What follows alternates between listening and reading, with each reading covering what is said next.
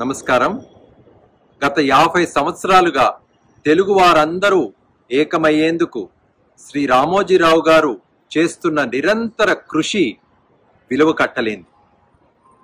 తెలుగు జర్నలిజానికే కాకుండా ముఖ్యంగా నైతిక జర్నలిజానికి శ్రీ రామోజీరావు గారు ఆదర్శవంతులు. చిన్నప్పటి నుండి పరిచయం ఉన్నప్పటికీ గత 20 సంవత్సరాలుగా నాకు వారు దగ్గరయ్యారు. వారి ఆప్యాయం పొందే అరుదైన అవకాశం కలిగినందుకు నేను చాలా అదృష్టవంతుడిగా భావిస్తున్నాను.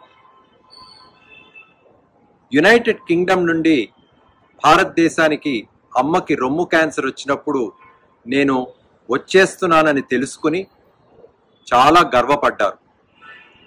కన్న తల్లిని మర్చిపోకుండా, మాతృదేశాన్ని మర్చిపోకుండా, మాతృభాషని మర్చిపోకుండా, తల్లిని చూసుకోవటమే కాకుండా మరెందరో మహిళలకి రొమ్ము క్యాన్సర్ పట్ల అవగాహన కల్పించటం, వారికి సేవలు అందించటం అనే విషయం పైన శ్రీ రామోజీరావు గారు చాలా సంతోషపడ్డారు. ఎన్నో ఉత్తరాలు నాకు రాయటం జరిగింది. ఎన్నోసార్లు నేను వారిని కలవటం జరిగింది.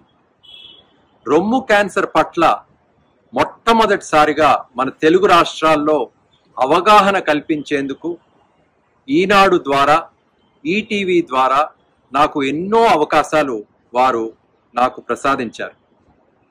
శ్రీ రామోజీరావు గారిలో ఎన్నో మంచి గుణాలు ఉన్నాయి. 3 మాటల్లో చెప్పాలంటే, మొట్టమొదటిది దృష్టి పెట్టి, దీక్షతో, దృఢ నిశ్చయంతో కష్టపడి పనిచేస్తే ఏదైనా సాధించవచ్చని. రెండవది, quality is never an accident, it is a result of an intelligent and focused efforts. Highest క్వాలిటీకి శ్రీ రామోజీరావు గారు ఎల్లప్పుడూ కృషి చేస్తూనే ఉండేవారు. మూడవది, నీతి, నిజాయితీ, మానవత్వం శ్రీ రామోజీరావు గారి మారుపేరు. ఇవే కాకుండా ఎన్నో మంచి గుణాలతో శ్రీ రామోజీరావు గారు మంచి పేరు తెచ్చుకున్నారు. ఈ కష్టమైన సమయంలో శ్రీ రామోజీరావు గారి కుటుంబ సభ్యులందరూ చల్లగా ఉండాలని, ఆ భగవంతుడు దీవించాలని కోరుకుంటూ వారి ఆత్మకి శాంతి కలగాలని నేను ప్రార్థిస్తున్నాను. నమస్కారం.